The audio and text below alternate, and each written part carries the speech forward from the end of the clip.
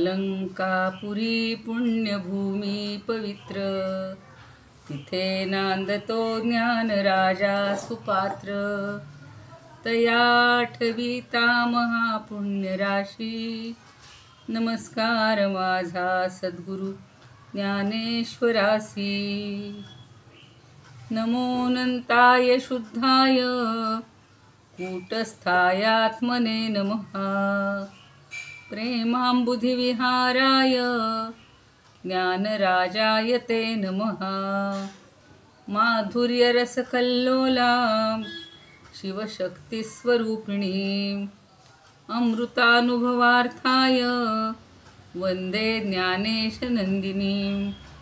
ज्ञानदेव गुरु ज्ञानदेव तारू, उतरिल पैल पारू ज्ञानदेव. ज्ञानदेव माता ज्ञानदेव पिता, तोडील भव व्यथा ज्ञानदेव. ज्ञानदेव माझे सोय रे धाय रे, जीवलग निर्धारे ज्ञानदेव. सेना म्हणे माझा ज्ञानदेव निधान, दाविली निज खूण ज्ञानदेवे. ज्ञानियांचा राजा गुरु महाराज, म्हणती ज्ञानदेव तुम्हाईसे. मज पामरासी काय थोरपण, पायीची वहाण पायी बरी. ब्रह्मादिक जेथे तुम्हा ओळंगणे, इतर तुलने काय पुढे. तुका म्हणे नेणो युक्तीची आखोली, म्हणून ठेविली पायी डोई. ज्ञानियांचा राजा गुरु महाराज, म्हणती ज्ञानदेव तुम्हाईसे.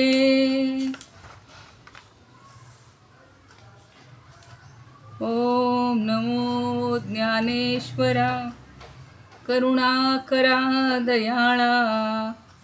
तुमचा अनुग्रह लाधलो, पावन झालो चराचरी. कळा कुसरी काही नेणो, बोलतो वचने अतिभाविका. एका जनार्दनी तुमचा दास, त्याची आस पुरवावी. काय सांगू देवा ज्ञानोबाची ख्याती, वेदमैशामुखी बोलाविले. वेदमैशामुखी वदविले, कोठवरी वानू याची स्वरूप स्थिती. कोठवरी वानू याची स्वरूप स्थिती, चालविली भिंती मृत्तिकेची. चालविली भिंती मृत्तिकेची. अविद्या मायेचा लागोने दिवारा, अविद्या मायेचा लागोने दिवारा. ऐसे जगदोद्धारे बोलाविले, ऐसे जगदोद्धारे बोलाविले. ऐसे जगदोद्धारे बोलाविले. नामा म्हणे यांनी तारिले पतित, नामा म्हणे यांनी तारिले पतित. भक्ती केली ख्यात ज्ञानदेवे, भक्ती केली ख्यात ज्ञानदेवे. वेदमैशामुखी बोलाविले, वेदमैशामुखी बोलाविले. काय सांगू देवा ज्ञानोबाची ख्याती, वेदमैशामुखी बोलाविले. वेदमैशामुखी बोलाविले. नमितो योगी थोर विरागी तत्वज्ञानी संत, तो सत्कविवर परात्पर गुरु ज्ञानदेव भगवंत. स्मरण तयाचे होता साचे चित्ती हर्षन मावे, म्हणून वाटते पुनः पुन्हा ते पावन चरण नमावे. अनन्य भावे शरणरी घावे अहंकार सांडून, झणी टाकावी तयावरून या काया कुरवंडून. आणि पहावे नितांत सुंदर तेजोमय ते रूप, सहज साधनी नित्य रंगुनी वावे मग तद्रूप. ज्ञानेशाला नमिता झाला की सद्गुरुला तोष, वरद हस्त मस्तकी ठेवूनी देई मज आदेश. देई मज आदेश, देई मज आदेश. ज्ञानेश्वर महाराज की जय. पंढरीनाथ भगवान की जय. जय तू श्रीकृष्ण, जय तू ज्ञानेश्वर. सर्व श्रोत्यांना हृदयस्थ परमात्म्याला सर्वांच्या सादर वंदन. ज्ञानदेवांना वंदन, निवृत्तीनाथांना वंदन, पंढरी रायाला वंदन. आणि तुम्ही श्रोते जगदीश मूर्ती, तेथे माझी व्युत्पत्ती किती, बुद्धिहीन अल्पमती सलगी करीते. जे जे काही आपल्याला समजते, ज्ञानदेव प्रेरणा देत आहेत, त्यानुसार आपण अमृतानुभव समजून घेण्याचा प्रयत्न करत आहोत. सातत्य टिकवणं हे खूप अवघड असतं कुठल्याही गोष्टीचं. आणि काहीतरी कारणाने म्हणून मी अशी सुट्टी घेतली की सगळं विस्कळीत होतं, नाही तर त्यावेळपर्यंत चांगलं चाललेलं होतं. मलाही 3-4 दिवस अजिबात करमलं नाही. असं वाटलं की तेवढा अर्धा तास पाऊण तास आपण सत्कारणी लावतो तो हवा आहे लावायला. ठीक आहे, आता आपण 58वी ओवी घेणार आहे. तत्पूर्वी सुमिताताई शिवशक्ती निरूपणातली किंवा कुठली जी ओवी सांगणार असतील ती ऐका. बोला. नमस्कार ताई. हा नमस्कार. शिवशक्ती समावेशन मधली 36वी ओवी ऐकू येतं? हो येते येते, ऐकू येते. म्हणते दिया केवविला जीवू वेद्याचे बोणी बहु, वाडी तेनेसी देहू धालाओ. जिया केवविला चिहू वेद्याचे बोणे बहु, वाडी तेनेसी देहू धाला जो. म्हणजे मला समजलेला अर्थ असा की एखाद्या वेळेस पुरुष बराच काळ झोपलेला असतो, अशा वेळी पत्नी सर्व स्वयंपाक करते व पतीला जागे करते, त्यात जेवू घालते, तृप्तही होतो. म्हणजे नाम रूपात्मक जगत हे प्रकृतीने सजवले आहे, ते खाण्यासाठी म्हणून पुरुषाला म्हणजे शिवाला जागे करते. म्हणजे आत्मज्ञान झाले की आत्म्याचाच अनुभव येतो, शक्तीच परमात्म स्वरूप होऊन जाते. बरोबर. म्हणजे आत्मा झाले की मग सगळीकडेच आत्मभाव प्रगट होतो, मग सगळीकडे आत्मा दिसतो. बरोबर. धन्यवाद. छान छान, सुंदर सांगितलं, सोपं आणि सुंदर. ते जेवू घालणं ही कल्पना फार छान पटलेली आहे की हा व्यवहारातला दाखला दिलाय. पत्नी जसं छान छान पदार्थ करून पतीला संतुष्ट करते, तसे ही मायारूपी पत्नी, प्रकृतीरूपी पत्नी सगळं हे विश्वमय बोणं म्हणा किंवा नवीन अन्न पदार्थ तयार करते, सगळे छान पदार्थ. आणि तिनं केल्यानंतर हा पुरुष जागा होतोय, तृप्त होतोय, आणि तो जागा झाला की ती मुख्य परमात्मरूप होऊन जाते. म्हणजे तिला ब्रह्मा अहम अस्मी की अहम ब्रह्मास्मी अशी वृत्तीसुद्धा नाहीशी होते, आणि मग आत्मभाव केवळ शिल्लक राहतो. असं आपल्यालाही आत्मभाव जागृत करायचा आहे. शिवशक्ती स्वरूपन समावेशन असू किंवा गुरु स्तवनामध्ये आपण तेच शिकतो आहोत. थोडंसं वेगळं आलंबन घेऊन किंवा वेगळं उद्दिष्ट घेऊन ज्ञानदेव आपल्याला पोहोचण्याचा किंवा ज्या आपल्याला आपलं जे नियत स्थान आहे, जे ठरवलेलं ठिकाण आहे, तिथं पोचवण्याचा प्रयत्न करत आहेत. याच्यातलं कोणी बोलणार आहे सद्गुरू स्तवनातलं? 57 सांगतो. हो सांगा ना, सांगा सांगा. कमलची तेवढं सांगतोय. हो चालेल चालेल, काही हरकत नाही. जग आगावे कोटी माय, मना एवढे होऊन ठाये, बघना एवढे होऊन ठाये, ते की निशी राहे नाहीपणाची. हां म्हणजे सद्गुरूचं अस्तित्व एवढं मोठं आहे, सगळं जग त्या गुरुच्या पोटात साठवतं. श्री बरोबर. गुरुच्या ठिकाणी भाव आणि अभाव दोन्ही राहत नाही. श्री गुरुचं दर्शन झालं की आकाश नाही की काही नाही, म्हणजे देहबुद्धीची आत्मबुद्धी करायला पाहिजे. अगदी बरोबर. ठीक छान, आहे, बरोबर. बरोबर, छान सांगितलं. चला. फक्त निशीचा अर्थ कळला का तुम्हाला? निशी असा अर्थित शब्द वापरलाय.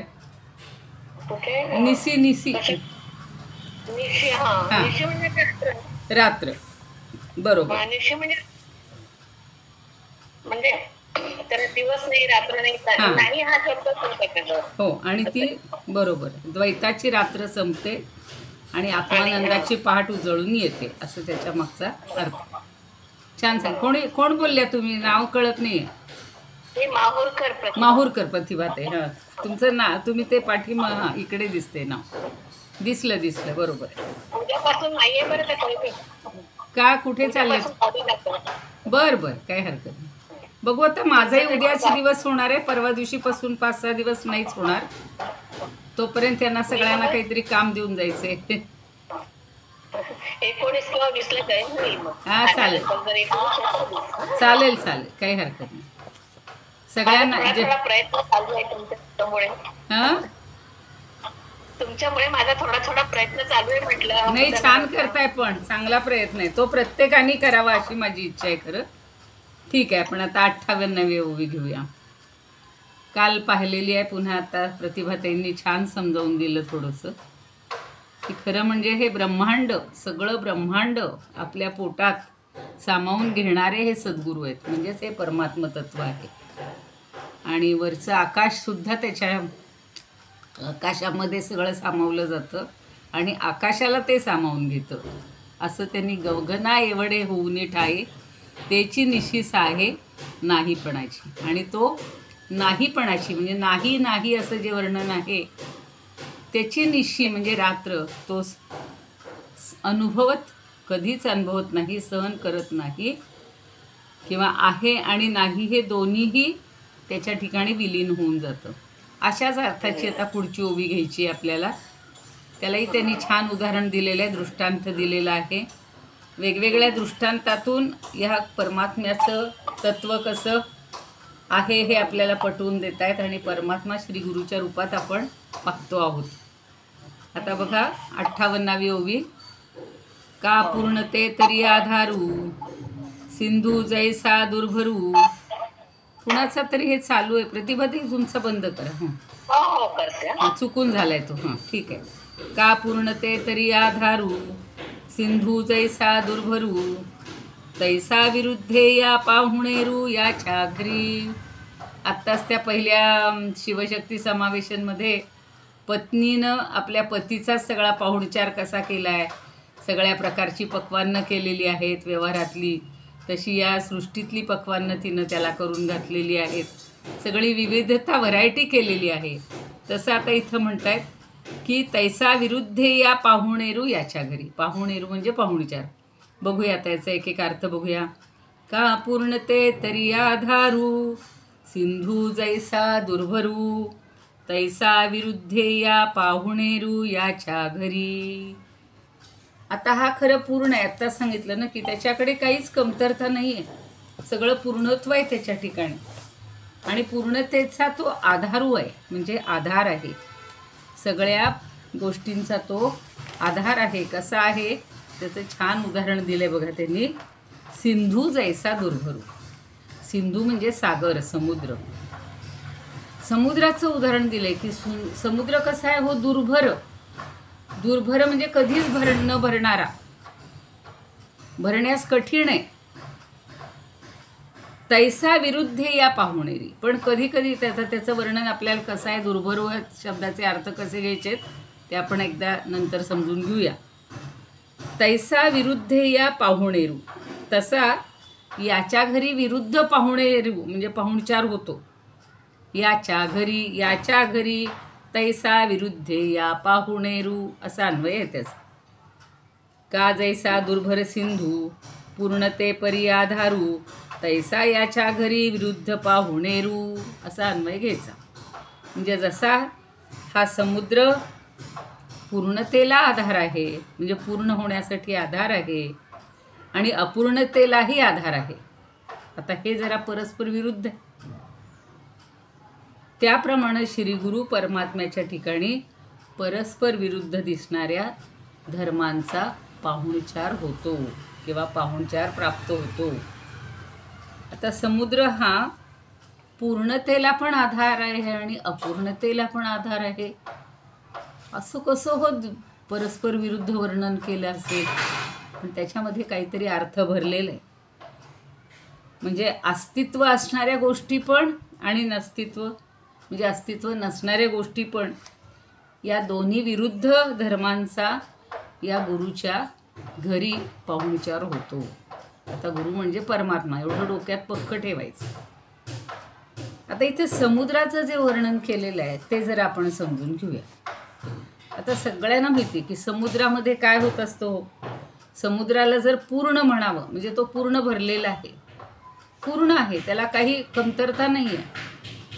तरी सुद्धा काय होत असतं, आता बघा पावसाळ्यामध्ये सगळीकडच्या नद्या दुथडी वाहून वरनं वाहत वाहत वाहत वाहत येतात आणि समुद्रामध्ये प्रवेश करतात.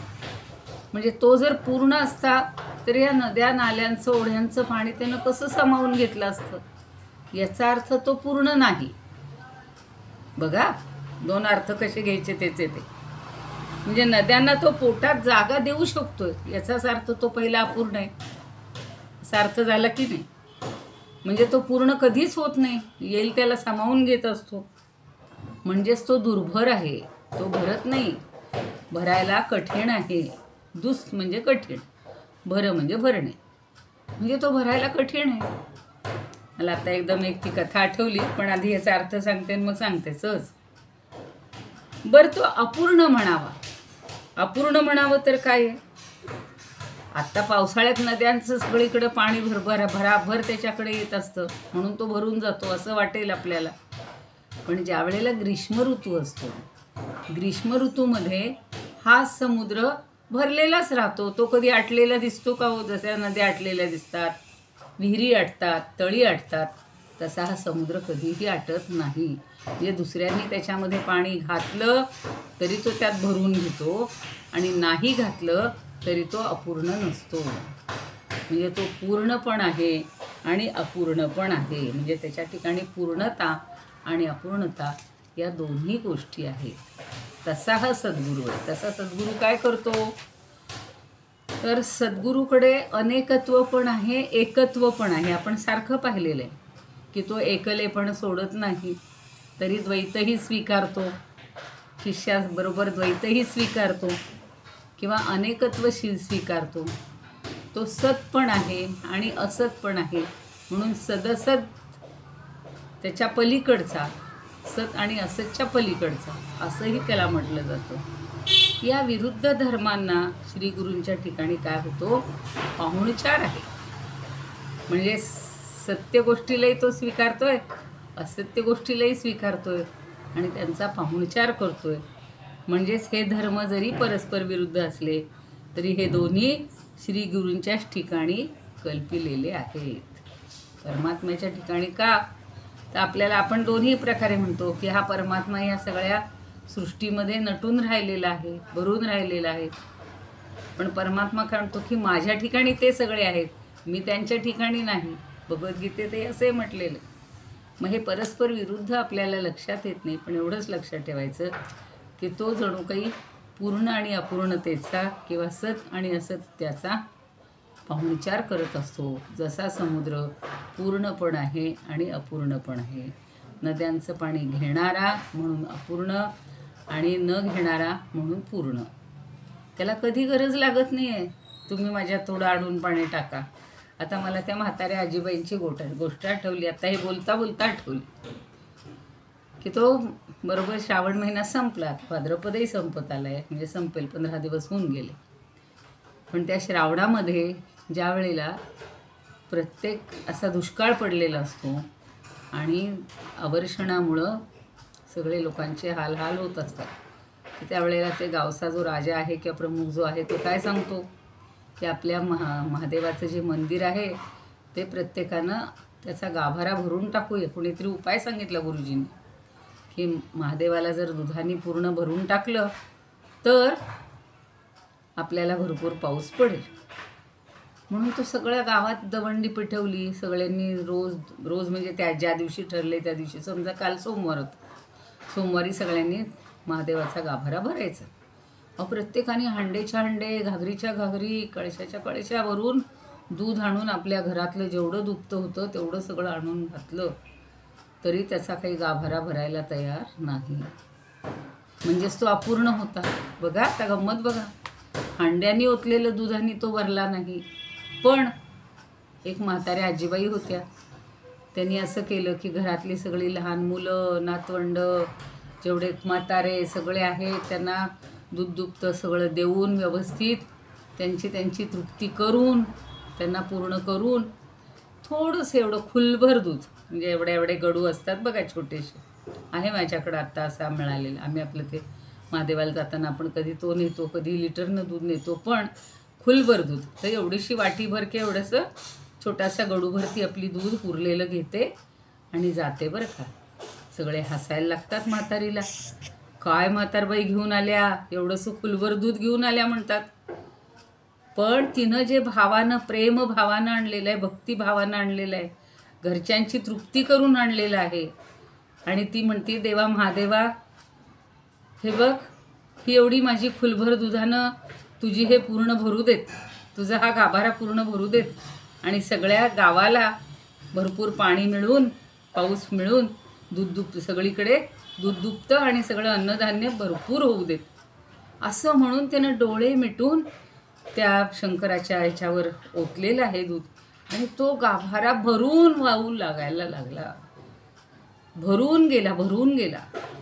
म्हणजे तो महादेव म्हणा, परमात्मा म्हणला तर अपूर्ण होता, पण एवढ्याशा खुलभर दुधाने तो पूर्ण भरला गेला. तसाच समुद्र पण आहे की समुद्र काय करतोय, सगळ्या नद्यांचं पाणी घेतोय म्हणून तो अपूर्ण आहे. पण उन्हाळ्यामध्ये त्याला जरी ते पाणी मिळालं नाही तरी तो कायम आहे तसाच भरलेला असतो. समुद्र कधी आटलेला कोणी पाहिला आहे का? हो, कुणीही पाहिलेला नाही. तसाच हा परमात्मा विरुद्ध गुणांनी सुद्धा तो युक्तच आहे आणि विरुद्ध गुणांचा जणू काही तो पाहुणचार करतो. पाहुणेरू असा शब्द छान वापरलेला आहे. गीर्वाण अमृतानुभवात काय म्हणतात बघा, यथा सिंधू पूर्णताया आश्रयोप्यश्च दुर्भरः, यथा सिंधू पूर्णताया आश्रयोप्यश्च दुर्भरः. म्हणजे आश्रय हा अपि दुर्भरः, हा पूर्णतेचा आश्रय आहे, आधार आहे, पण तरीसुद्धा तो दुर्भर आहे, भरला जात नाही. पूर्ण कधी असा उतू चाललाय असं तर कधी होत नाही. तसं विरुद्ध धर्मयोः यस्य गृहे प्रापुणिकं तथा. पाहुणचाराला शब्द काय शोधलाय बघा त्यांनी, गृहे प्रापुणिकं तथा. त्याच्या ठिकाणी असे विरुद्ध धर्म आहेत. तो सत आहे, असत आहे, पूर्ण आहे, अपूर्ण आहे, पण तरीसुद्धा त्याच्या घरी या विरुद्ध धर्माचा पाहुणचार होतो. आता हल्लीच्या काळात जर म्हणलं तर बघा, पाहुणे येणार असतील तरीसुद्धा आपल्याला विचारावं लागतं, तुम्हाला काय काय चालतं, गोड चालतं की नाही, तळलेले पदार्थ चालतात की नाही, आणि मग ते सांगतील तसा स्वयंपाक करा. कोणी म्हणतात आमची कन्या आणि जावई आले म्हणे परदेशातून, आम्हाला काही नको पाहुणचार, साधं जेवण पाहिजे. आता गौरीचा सण असतो, पहिल्या दिवशी ती भाजी भाकरीच तिला घालायची असते गौरीला. पण आता म्हणलं बाई तू त्याच दिवशी आहेस म्हणून मी पुरणपोळी करते, बाकी पक्वान्न आपण करतो. ती म्हणली, आई मी त्यातलं काहीही खाणार नाही. कारण का, की आम्हाला साधा आहार, अगदी ज्याला हेवी नसलेला असा आहार आम्हाला पाहिजे, सात्विक आहार, आणि तोही थोडा मोजका पाहिजे. तुम्ही जास्त पदार्थ केले तरी आम्ही काहीही खाणार नाही. तसा हा गुरु आहे की त्याला कशाची गरज नाही आहे, पण तरीसुद्धा तो आलेल्याला मात्र हा पाहुणचार सगळा करतो. जसं मगाशी त्या ताईंनी सांगितलं की ती जी प्रकृती आहे ती काय करते, पुरुषाला, शिवाला सगळा पाहुणचार करते आहे. भरपूर पक्वान्न तिनं बनवलेली आहे, गोड बनवली, चमचमीत बनवली, छान चटपटीत बनवली. म्हणजे जे जे काही ह्या विश्वामध्ये बनवलेलं आहे ते त्या पक्वान्नांसारखं आहे. तसा ती त्याला छान खुश करते आणि ते पाहिल्यावर तो तृप्त होतो. आणि तो तृप्त झाला की ही त्याच्यामध्ये मग्न होऊन जाते आणि ही स्वतःचं विसरून जाते आणि तो फक्त पुरुष किंवा शिव एकटा उरतो. असं आपल्याला आता हे इतकं सगळी जरी व्हरायटी आपल्याला बघायला मिळत असली तरी ह्या जगाच्या या विविधतेमध्ये न रमता त्याच्या अंतरंगात असणारं जे मूळ तत्व आहे, परमात्म तत्व आहे, आत्मतत्व आहे, ते आपल्याला शोधायचं आहे. आणि जशी जशी आपण भक्ती करू, मग भक्तीची उदाहरणं आपल्याकडं सगळ्या संतांची आहेत. अगदी मीरेचं आहे, शबरीची आहे, जनाबाईची आहे, या सगळ्या महिला पण भरपूर होत्या. तशाच पुरुषांचे सुद्धा भरपूर आहेत. गोरोबा कुंभार आहेत, सगळे सावतामाळी आहेत, सगळे. अगदी नरसिंह मेहताचं सुद्धा किती उदाहरण दिलेलं आहे हो, की स्वतःची पत्नी त्याची अगदी आजारी असते आणि त्याला कुठंतरी ह्याला कीर्तनाला बोलावले, तो जातो आणि ती अगदी शेवटच्या घटका मोजत असते. आल्यानंतर ती सुद्धा म्हणते भगवंताचं नाव घ्या, आणि तिला काही ती सगळं शेवटचा श्वास घेते. पण म्हणजे इतकी एकमेकाला अनुरूप असणारी अशी जोडपी आत्तासुद्धा आपल्या संसारामध्ये किंवा आपल्या विश्वामध्ये दिसत असतात. आणि जणू काही हा परस्पर विरुद्ध गुणांचा पाहुणचार हा परमात्मा, हा गुरु, हा सगळ्यांना करत असतो. आता अभंग अमृतानुभवात काय म्हणतात बघा.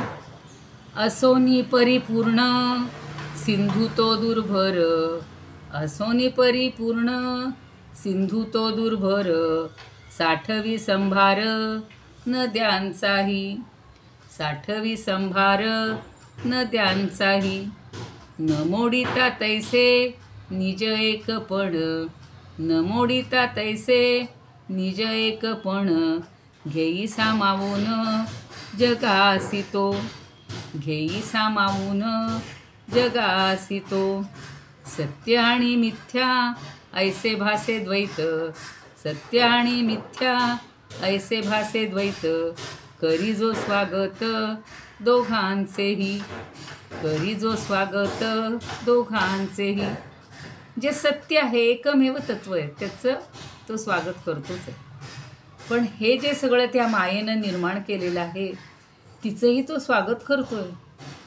तिला काही तो झिडकारून लावत नाही, ती नंतर त्याच्यात सामावून जाते. हळूहळू हळू विलयामध्ये, प्रलयामध्ये पहिला त्या मायेमध्ये काय काय विलीन होतं, सगळी तत्व पंचमहाभूतं हळूहळू हळूहळू करत एक एक विलीन होतात. माया किंवा प्रकृती त्या परमात्म्यामध्ये विलीन होऊन जाते. म्हणजे जे असत्य आहे तेही त्याच्याच ठिकाणी आहे आणि सत्य जे आहे तेही त्याच्याच ठिकाणी आहे. म्हणून अगदी डॉक्टर व्ही ए कुलकर्णीसुद्धा सांगतात की सागर आपल्या स्वतःच्या ठाई पूर्ण आहेच. कधी तो म्हणतो का हो कळशीभर पाणी आणून माझ्यात घाला म्हणून, काही गरज नाही त्याला. नदीलाही कुठल्या बोलवत नाही, अगं मी अगदी कोरडा पडलोय, ये ना बाई, गंगे तू तरी ये, यमुने तू तरी ये, असं तो कधी म्हणत नाही. त्याला भरण्यासाठी थोड्या म्हणजे थेंबर पाण्याची सुद्धा आवश्यकता नसते किंवा अपेक्षाही नसते. पण नद्या सारख्या मिळत असतात, त्याच्यामध्ये भरा भरा भरा भरा येत असतात. म्हणून तो कधी उतूही गेलेला नाही. म्हणजे त्याला कधी पुरेसं वाटत नाही. तो जणू काही रीताच आहे. आपल्या घरी सुद्धा बघा किंवा संतांच्या घरी सुद्धा किंवा सध्याचे सुद्धा जे संत आहेत, मी पाहते आता आपल्यालाही काही अनुभव येत असतील, त्यांना भरभरून लोक देतात. काही गरज आहे का हो त्यांना? त्यांना एका कणाची अपेक्षा नसते. पुन्हा ते काय करतात, तेच इतरांना सगळं वाटून देतात. पण ते स्वीकारतात. ते म्हणतात का ते असं आपल्यासारखं उद्दामपणा करत नाहीत, गर्विष्ठपणा, माझ्या घरी सगळं आहे हो, मला काही देऊ नका, असं नाही. तो त्यांच्या प्रेमाचा, त्यांच्या भक्तीचा स्वीकार करतो. तसा भगवंत सुद्धा, भगवंताला काय कमी आहे हो? पण 9व्या अध्यायात भगवंत काय म्हणतो, पत्रम पुष्पम फलम तोयम यो मे भक्त्या प्रयच्छति तदहम भक्त्युपमृतम अश्नामी प्रयतात्मना. मी सगळ्यांचं ते भराभरा भराभरा खातो. नामदेवांचा नैवेद्य त्यांनी खाल्लाच, ज्या ज्या भक्तांनी जे जे दिलं ते सगळं दिलेलं आहे. काय झालंय, आवाज कोणा गेला ना थोडा वेळ. हॅलो, येतोय आवाज? आता येतो ताई. हा, फोन एक क्षणभर फोन आला त्या उर्मिला ताई कुर्डुवाडी. लोक कशाला असे चालू मध्ये फोन करतात माहिती नाही. बरं, जाऊ द्या. तर असा तो सगळ्यांचं पाणी घेत असतो समुद्र, म्हणजे जसा काही तो रीता आहे, अपूर्ण आहे. पण म्हणून त्याला दुर्भर म्हणले त्यांनी. किती कुठूनही येऊ द्या तो स्वीकारतोच. मी संतांचं उदाहरण देत होते, भगवंताचं उदाहरण देत होते.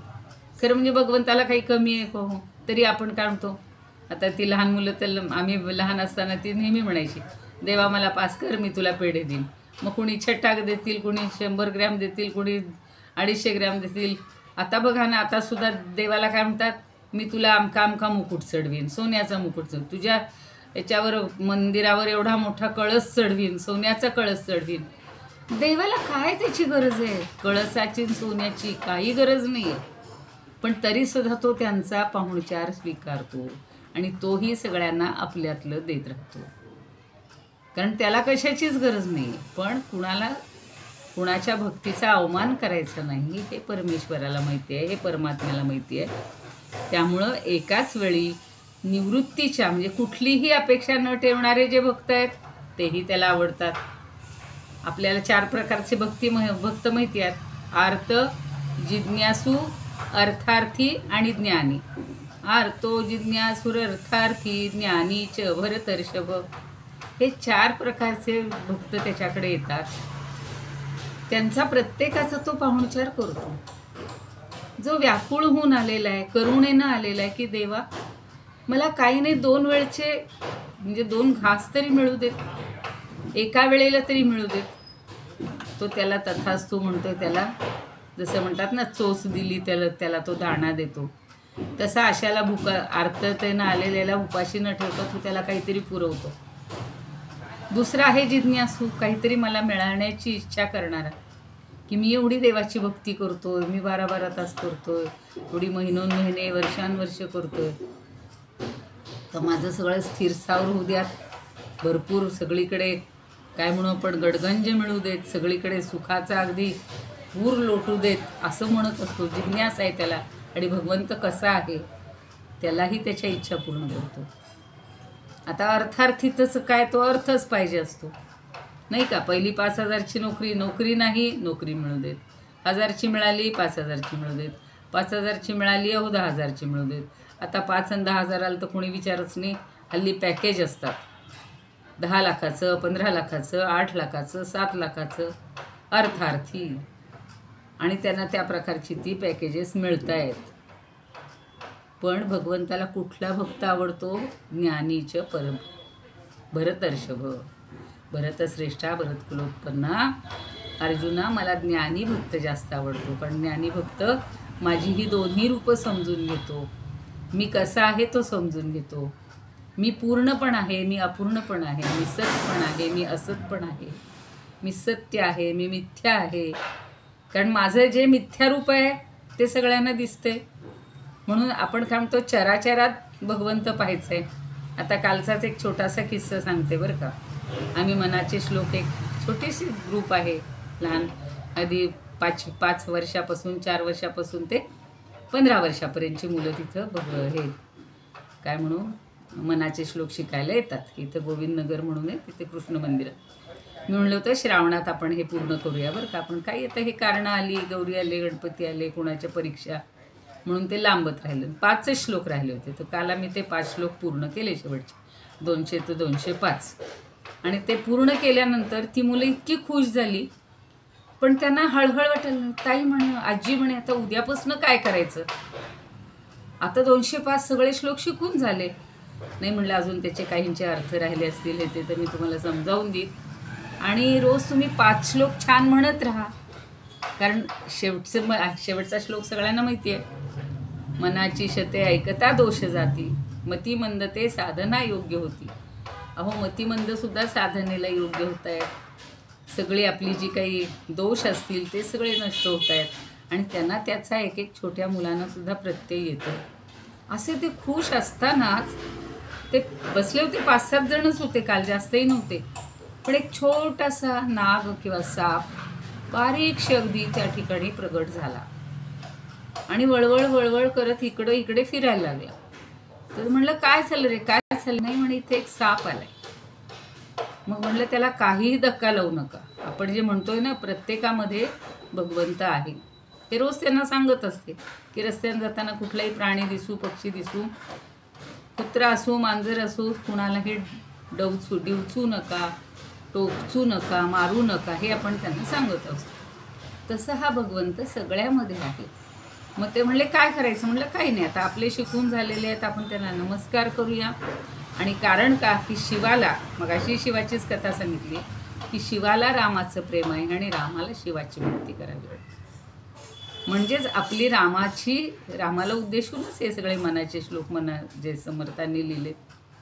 तर त्या रामरायाला शिवाचं प्रेम असेल, शिवाला रामाचे श्लोक ऐकायला यायला बरं वाटलं असेल, मनाचे श्लोक समर्थांनी रचलेले, म्हणून कदाचित असेल. तर आपण त्याला समाधानाने नमस्कार करूया फक्त. आणि म्हणलं, आता उद्यापासून जेव्हा बसाल तेव्हा फक्त नीट बघून बसत जा. कारण हल्ली शेवटी कसं आहे, आपण फार अगदी हे सांगू शकत नाही मुलांना. पण मला हा कालचा किस्सा फार भावला बरं का. आणि भावनेनं जे जे करून आपण ते पूर्णत्वाला जातं. मग अशी एक क्षणभर मला थोडंसं दुःख झालं की कमी संख्या येते, पण म्हटलं जाऊ दे, जे येत आहेत त्यांना महत्त्व द्यायचं. आता काही जण म्हणतात ना, कॉलेजमध्ये, शाळेमध्ये पोरं जे आलेत त्यांनाच आपण नाही आलेल्यांबद्दल बोलत बसतो. मग ते म्हणतात, आम्ही आलो तर आम्हालाच का बोलताय, असे आमचे विद्यार्थी म्हणायचे. तसं तुम्ही म्हणाल, आम्ही येतोय ना ताई, मग आम्हाला कशाला तुम्ही हे बोलताय. ज्यांना नाही यायचं ते नाही होऊ देत. पण हा जो आनंद मिळतोय आपल्याला, हे जे भगवंताचं किंवा त्या सागराचं दुर्भरत्व आहे, ते आपल्याला अनुभवायचं. म्हणजे पूर्णत्वही अनुभवायचे, अपूर्णत्वही अनुभवायचे. आणि आपण बघत असतो की अशी जी मोठी लोक असतात, संत सज्जन असतात, ते कधीही कुणाला एकाही शब्दाने नव्हे, एका दृष्टिक्षेपाने सुद्धा कुणाला दुखवत नाहीत. उलट कारुण्यानं, प्रेमाने ते सगळ्यांच्या जवळ जात असतात. तर असा हा 58वा श्लोक आहे. त्याचं प्रत्येकानं अजून इतकं छान छान, म्हणजे असंच, पण ते सुंदर दिलेलं आहे. आता ज्यांच्याकडे जे पुस्तक असेल त्यानुसार तुम्ही अभ्यास करता. जोग महाराजांनी सुद्धा असंच छान सांगितलेलं आहे की सागर पूर्ण असतो. जर पाऊस पडला नाही, नद्या, नाले, विहिरी सगळ्या आटून गेल्या, तर समुद्र कधीही आटत नाही. तो आपल्या जळाने जशाच्या तसा परिपूर्ण असतो. यावरून तो पूर्णपणाला आधार आहे. म्हणून त्यांनी म्हणले, पूर्णते तरी आधारू. असा एक सिंधू आहे, सागर आहे. हे उघड आहे, पण वर्षा ऋतूमध्ये नद्या दुथडी भरून समुद्राला मिळत असतात. त्याच्या पोटामध्ये त्यांना जागा मिळते. त्या योगानं तो समुद्र मर्यादेच्या बाहेर कधी आपली अतियात सागरो वेला, अतियात म्हणजे ओलांडून जाईल. सागर म्हणजे सागर, वेला म्हणजे त्याचा किनारा. कदाचित समुद्र किनारा ओलांडून जाईल. किंवा लक्ष्मी चंद्रात अपेयात्वा, लक्ष्मी कदाचित चंद्रापासून निघून जाईल, पण तो म्हणतो की मी माझ्या वचनापासून कधीही दूर जाणार नाही, असं राम म्हणतो. राम परमात्माच आहे. तर इथे समुद्राच्या पोटामध्ये जागा मिळते. म्हणजे त्या योगानं समुद्र आपल्या मर्यादेबाहेर किंचितही जात नाही, कधीच जात नाही. पण राम म्हणतो की कदाचित समुद्र ओलांडून जाईल, पण मी माझी प्रतिज्ञा कधीही, वडिलांना दिलेलं जे वचन आहे, तो परत जेव्हा गेलेला असतो ना, मला हे द्या, पादुका द्या वगैरे, किंवा तुम्ही चला परत म्हणत असतो, तेव्हा तो सांगतो की वडिलांना दिलेला शब्द मी कधीही परत घेणार नाही, माझी प्रतिज्ञा मोडणार नाही, असे हे असतात. म्हणून हा समुद्रसुद्धा पूर्णतेच्या विरुद्ध दुर्भरत्वालाही आधार समुद्रच. किती टाका तो भरतच राहतो, चालतंय त्याच्यात.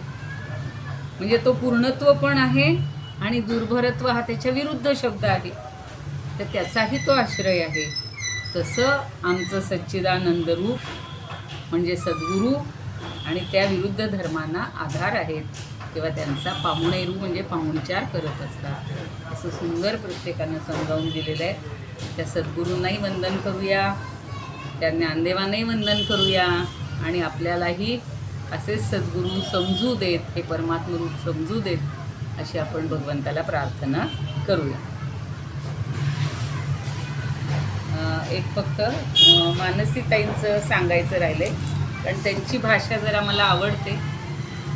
संजीवनी मराठींच्या त्या कन्या आहेत आणि त्यांनी असं सुंदर सोप्या भाषेत छान रचलेलं असतं. 5-6 वर्षापूर्वी करोनाच्या काळात माझ्या मुलानं मला हे पुस्तक दिलेलं होतं, कारण मी अमृतानुभव तसा अभ्यासलेला नव्हता. आणि तो म्हणला, माझ्या एका मैत्रिणीनं मला हे दिलेलं आहे, तर हे तू जरा अभ्यास कर म्हणे. ते मी म्हणजे मधून अशी पाहत होते, पण तरी माझा खूप अभ्यास झाला नव्हता त्याच्यावर. पण ते पुस्तकच मोहक आहे असं दाखवते तुम्हाला हे बघा. म्हणजे कुणाला जर कुठं मिळत असेल तर त्यांनी अशी चित्र पण छान काढलेलं आहे त्याच्यावर. आणि तर त्यांची रचना पण, आतली पण रचना खूप छान आहे. का पूर्णते तरी आधारू, सिंधू जैसा दुर्भरू, तैसा विरुद्धा पाहुणेरू याच्या घरी. अगदी सोपं सांगितलं की समुद्र स्वतः परिपूर्ण असतो, नद्यांचं येणं जाणं असो नसो तो आपली मर्यादा राखून असतो. त्याचप्रमाणे श्रीगुरूंची सर्वसमावेशकता म्हणजेच पूर्णत्व, तोच व्यय किंवा अभंग, तोच एक अनेक, तो एक आणि अनेक, तोच क्षर आणि अक्षर, सर्व प्रकारच्या परस्पर विरुद्धतेचं किंवा द्वैताचं आतिथ्य करणारा हाच पूर्ण सद्गृहस्थ म्हणजे सद्गुरू. आणि आपण कसं करतो बघा, आता समजा 4 महिन्यात आपला हे असतो ना चातुर्मास, मग हे नाही खायचं ते नाही खायचं, आणि दुसऱ्याकडे गेलो तर आपण लगेच त्यांना थोडंसं नाराजीनं काही वेगळं म्हणतो. पण हा तसा करत नाही. तुमच्याकडे जो पाहुणचार आहे तोही तो स्वीकारेल, त्याच्याकडे जो आहे सत आहे सत देईल, तुम्ही असत म्हणलात असत देईल, कारण त्या दोहोंचाही तो हे करतो, बॅलन्स राखतो. असतबद्दल त्याला प्रेम नाही आहे, पण असत तुम्हाला जर असतबद्दल प्रेम आहे तर तुम्हाला त्याप्रमाणे तो स्वीकारा म्हणतोय, नंतर माझ्यापर्यंत पोचा. म्हणून त्यानं खूप छान शब्द वापरलेला आहे त्यांनी, की द्वैताचं आतिथ्य करणारा हा पूर्ण सद्गुरू किंवा सद्गृहस्थ म्हणजे सद्गुरू. द्वैताचा आतिथ्य करत करत हा पूर्णत्वापर्यंत आहे, पूर्णच आहे तो, पूर्णत्वाला आपल्याला पोचायचं. तर असे हे सगळ्यांचे विचार आपण समजून घेतोय आणि एक खरं आनंद मिळतोय की ज्ञानदेवांनी अशा प्रकारचं सगळं आपल्याला हे दिलेलं आहे. 59वी फक्त ओवी आज वाचून ठेवते.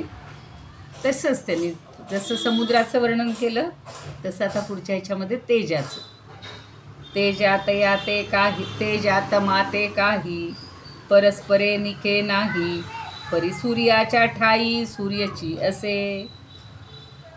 आता प्रकाशाला, सूर्याला प्रकाशच माहिती आहे, काळोखाचा पत्ता तरी आहे का त्याच्या गावी नाही. पण तेजाला तमाची कधीच तमा नसते किंवा परवा नसते, एकमेकांशी त्यांचं कधीच पटत नाही. पण दोन्ही गोष्टी सूर्याच्या अस्तित्वावर अवलंबून असतात. किती सुंदर ओवी आहे बघा ही सुद्धा पुढची. त्याला फक्त प्रकाश मिळते, पण काळोखाचं वावडं नाही आहे किंवा काळोखाचा तो तिरस्कार करत नाही आहे, कारण काळोखही त्याच्यामुळंच येतोय. त्याचा उदय झाला की प्रकाश आहे, त्याचा अस्त झाला की अंधार आहे. म्हणजेच दोन्ही गोष्टी सूर्याच्या अस्तित्वावरच अवलंबून आहेत. तसं या परमात्म्याच्या अस्तित्वावर दोन्ही गोष्टी आहेत, सत पण आहे असत पण आहे. सत आहे असत आहे किंवा सत्य आहे मिथ्या आहे, या सगळ्या गोष्टी त्याच्या जीवावर किंवा त्याच्या ठिकाणी अवलंबून असतात असं आपण समजून घेऊयात. अगदी छोटे छोटे ओव्या आहेत. आता मला काही गोष्टी ह्या अशा आवडल्या, सोप्या सोप्या ओव्या. म्हणजे असं वाटलं होतं की 2 दिवसात आपलं पूर्ण होईल, पण नाही होणार. 79 आहेत म्हणजे अजून जवळजवळ 20 ओव्या आहेत. आपण परत आल्यानंतरच त्या पूर्ण करूया. पण तोपर्यंत तुम्ही सगळ्यांनी वाचत राहा. आता जसं काल त्या मुलानं म्हणलं की मनाचे श्लोक लिहून काढा. त्यातला एक छोटासा मुलगा 8 वर्षाचा मला म्हणला, आजी माझे सगळे लिहून झालेत, तो आज मला दाखवायला आणणार आहे बाई. म्हणजे लहान मुलांना कशी ही प्रेरणा जास्त असते बघा. सांगितल्याचं काहीतरी आपण करून दाखवावं. म्हणलं तू आणलंस ना की तुला मी एक छान पुस्तक देईन मनाच्या श्लोकाचं. तो आज आता ते घेऊन येईल. तसं आता तुम्हाला काही बघायलाही मला यायला जमणार नाही आणि हे होणार नाही, पण प्रत्येकाने काहीतरी करत राहावं. आता पुन्हा 6 दिवस सुट्टी आहे, 5 दिवस सुट्टी आहे असं न मानता ज्या पूर्वीच्या ओव्या आहेत त्या पुन्हा पुन्हा वाचा, पुन्हा म्हणा. त्या ज्ञानेश्वरीचं आता आम्ही तिकडे पारायण करणार आहोत. शक्य झालं तर तुम्ही पण 5 दिवस पारायण करा घरात बसून. कारण आत्ता हा पितृपंधरवडाच आहे, बाकी काही आपल्याला काम नसतं फारसं. नवरात्रात कशी बाकी साधना असते हे असते, तर ही अशी साधना आपल्याला या काळातसुद्धा करता आली पाहिजे. चांगदेव 65 एक दिवशी वाचा, एक दिवशी अमृतानुभव वाचा. तर त्या 60 ओव्या या जवळजवळ 60 झालेल्या आहेत. उद्याला 60वीपर्यंत जाऊ आपली मजल. एक एक दिवशी एक एक होऊन जाईल आणि एक एक अध्याय निदान. तुम्हाला कसं आहे की तुम्हाला पारायणाच्या पद्धतीनं केलं तर उत्तमच आहे. 2-2, 4 तास बसलं की 1 दिवसाचं पारायण होऊन जाईल. कुणाला काही बोलायचं आहे का अनुराधाताई? उद्यापासून सुट्टी का? नाही, उद्याच्या दिवस क्लास होणार आहे. उद्याच्या दिवस होणार आहे. आम्ही परवा दिवशी जाणार आहे. परवा दिवशी नाही घेता येणार, मग मला प्रवासात असू आम्ही. हां, मग उद्याच्या दिवस घेणार आहे. उद्या 60पर्यंत ओव्या होतील आपल्या. आणि तुम्हाला भरपूर संधी आहे. 5 दिवस तुम्हाला जितकं करता येईल तितकं करा. उलट आल्यावर मला सांगा, आपण 1 तास त्याच्यासाठी ठेवूया की तुम्ही कुणी कुणी काय काय केले. तुमचं जरा कौतुक करायला मला मिळू देत किंवा तुमच्याकडनं प्रेरणा मला मिळू देत, असं होईल. चला म्हणूया प्रार्थना. कुणाला काही विचारायचं असेल विचारा येण्याबद्दल किंवा हे. अजूनही कुणाला होत असेल प्रेरणा तर या. इदमुपकर्तुं. कुणाला म्हणायची का प्रार्थना? पण येते तुमच्यापैकी म्हणायला कुणाकुणाला?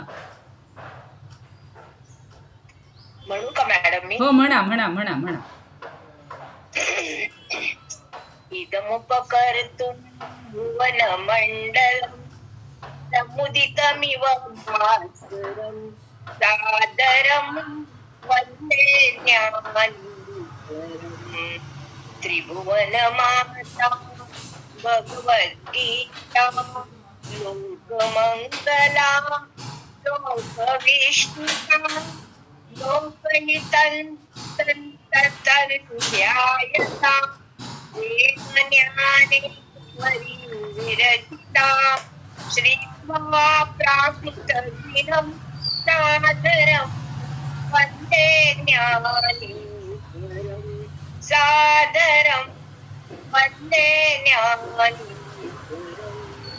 गीताशास्त्रं वाङ्मुदिकल्पं नवं तदीयं वयत्वचाल्पं विषयविपुलं व्रात्यमनल्पं वाक्यज्ञेन येन घोषितं सरस्वती मन्दिरं सादरं वन्दे ज्ञानेश्वरं.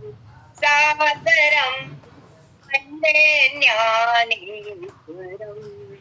यत्र शारदा कृपा प्रसादः यत्र श्रवणात् परमानन्दं निहितो यत्र मुकनिषन्द्र काव्यतत्त्वयो रसायनं मधुरं सादरं वन्दे ज्ञानेश्वरं. सादरं वन्दे ज्ञानेश्वरं. ज्ञानेश्वर छान म्हण. ते कसं म्हणता मॅडम? हा, ते शार्दूल विक्रीडित वृत्त माहिती आहे का? त्या चालित आहे. ज्ञानेशोनुभवामृतं